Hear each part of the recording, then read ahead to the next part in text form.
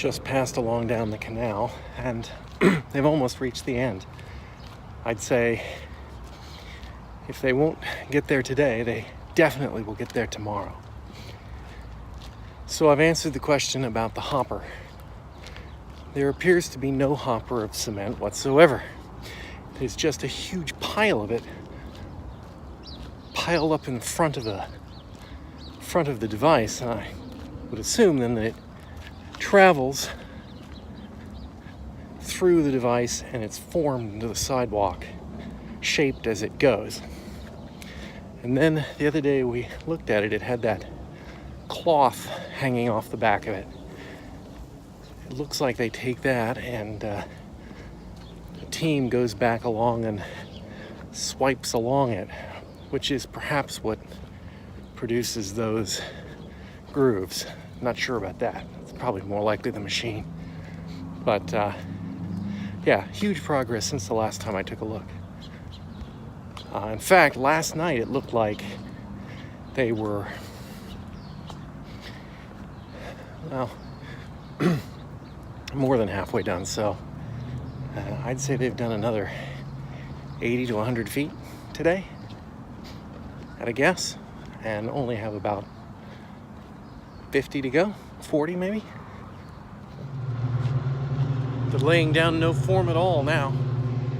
It's just moving. And they are at the end. That'll be done in no time at this point. I don't know if they're gonna move on to the next side today, and I don't care because I don't go that way very often. But yeah, got to see it in action before they finished. So I just noticed something very interesting. I got these Arnott's caramel crowns, or caramel crowns if you have pronunciation issues. And it had this sticker. These are actual Australian packaging that was imported into the United States. And it had this sticker on it. It says chocolatey covered caramel biscuits. And I thought, well, what's underneath it? So I peeled it off, and I don't know if this is a thing that the Australians are required to do by law, but it has a health star rating on it. On a scale of, well, I don't know whether it's 0 or 1 to 5. These have a health star rating of 0.5 stars. That's the kind of marketing that just gets people not to buy things. I can see why they covered that up for the United States, because people look at that, a health star, 0.5, and then toss it. So if that's mandatory by Australian law, enjoy starving. Just doing a quick little impromptu video here today. Nothing too deep or in-depth, but I wanted to introduce you to one of the greatest things I ever encountered when I was in Taiwan. And it's a testament to the ingenuity and the brilliance of the human species. Now, we're all familiar with packets of ramen soup. And I'm sure that a significant percentage of the people who are watching this have had ramen soup, those dry packets that you put in boiling water. And you know, they're that neat little brick of noodles, but they break up a bit, right? So there's always some little noodles in the bottom of the bag. And I don't know about you, but I eat those because that's just like a cool little snack. Well, first time I went to Taiwan, my wife introduced me to this, which is basically the guys who make those ramen noodles take the bits that break and they put them in little snack packages and they sell them independently. They sprinkle some of the flavoring on them, like the chicken broth powder or whatever it is, and they sell them that way. These are the, I wouldn't exactly call them plain, but they're the original flavor, and that's basically, I think, either pork or chicken kind of thing. And I love these things in little tiny packets, and I'll show you in a second. But today we went to the market and they had like 6 different kinds. They had kimchi, and they had seaweed, and they had smoky bacon, and I'm not too sure about smoky bacon. But they had this one, which is what we're gonna try today, which is artificial Mexican pizza flavor. And so we're gonna try one. I've never had one, and I'm gonna use scissors because time. Now they come in little, much smaller packets like this, and you would see them like this at a convenience store, like a 7-Eleven. So here we go. First time. Heck, I'll cut this one open too, since I got the scissors handy. Let's see if you can see what it looks like inside. Oops, well, I've got stuff all over my my desk now. But there you go. Little bits of noodle. Now all over the floor. Yeah, getting all over the place. Let's try them.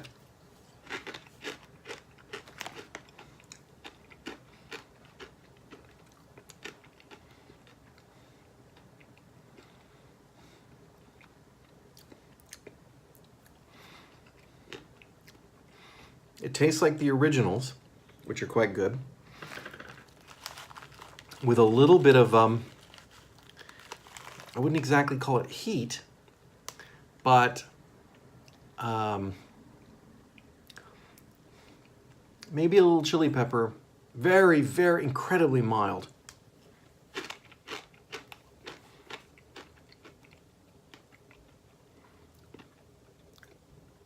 Onion and cheese. I think that's what it is. Anyway, so if you ever find these at the Asian market and you're wondering what they are, that is what they are. They're scraps of ramen soup, and they are delicious. And low calorie. This is probably only, I don't know how many calories it is. I do actually know.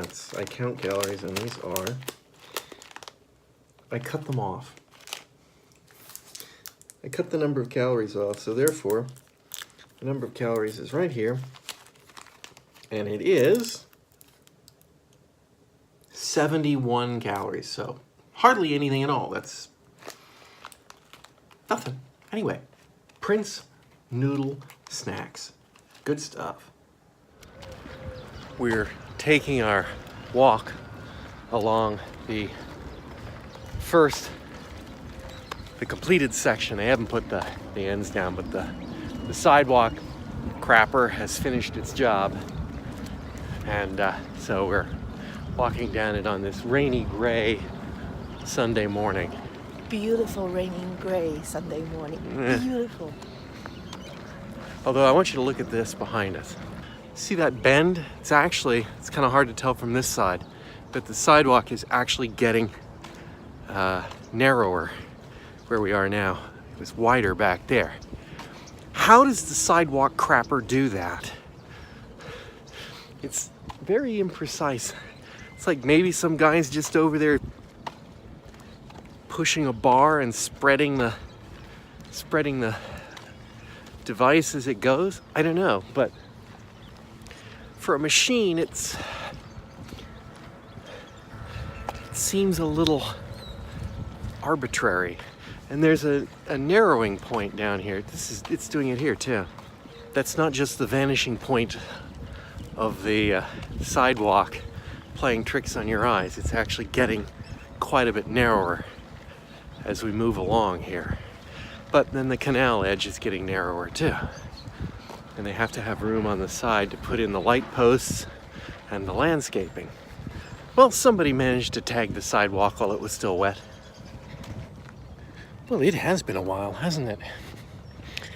Oh, there's so much and so little to tell. Anyway, I'm out for my lunch walk, and it's actually raining. Well, sprinkling. Doesn't really look like it's gonna get worse. If it does, I'm stuck. Anyway,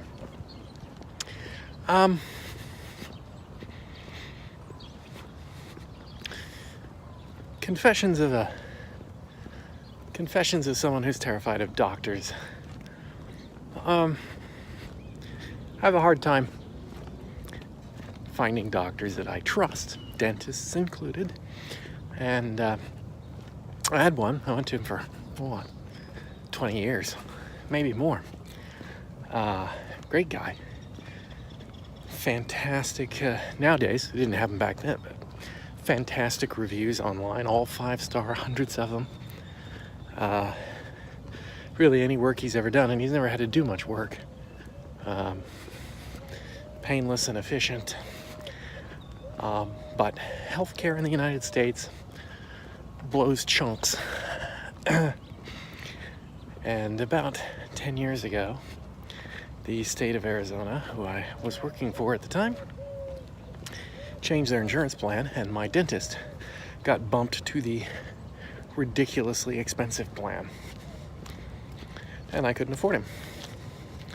And so, I have been, my family have found another dentist, and I could have gone to him, but I have been avoiding any trips to the dentist. But this weekend, something happened, and I was hit on Friday with just a little bit of pain, and Saturday with agonizing pain back here, and I'm swollen in here, and luckily, since I'm retired, my insurance has changed again, and my dentist is back on. So, he is this year. He wasn't last year, and the year just started.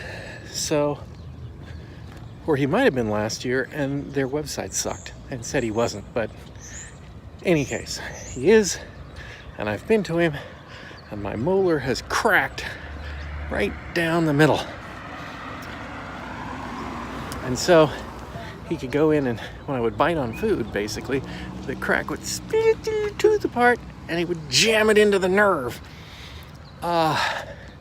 Which is, in a word, agonizing. And it infected the area, and so my lymph nodes swollen up, and the jaw hurts. So I got into the dentist yesterday. At first he thought it was a definite, it's gotta go. Numbed it up, really numbed it up. Did some poking around. Ground it down. Working on the assumption that the tooth had to go. He basically ground it down so that it doesn't touch the other tooth above it. So that if I'm chewing on something, the two aren't biting on each other. And then he patched it over temporarily because he was leaving town, and I had an infection in there, so I'm being treated for the infection, and seeing how the patch holds for a few days, and if it's still really, really bad, then they've got me lined up with an oral surgeon to take it out. And if it holds out for a bit and the infection goes away, then I'll look at the possibility of maybe putting a crown in, which, if I understand it, basically sounds down the tooth and then puts a bond around it like a tooth, and would hold it together. And so that's what's in the works. And for the last few days, I haven't been hitting my exercise goals. Well, I've hit the exercise, but I haven't been hitting my calorie goals. The good thing is I haven't felt like eating. The bad thing is I'm not closing my calorie rings. I gotta get back in the swing. So, heck, this might be the only video I have since the last one I put out. I haven't been doing much. Anyway, there we go. Toothy tooth. I don't know if you can see it, but we have fog. Not much. I've seen more, but it's rare enough here. It's rare enough. Ooh, creepy. Oddly enough, later in the morning, it's even worse. I've not seen that before. Usually it burns off the other way.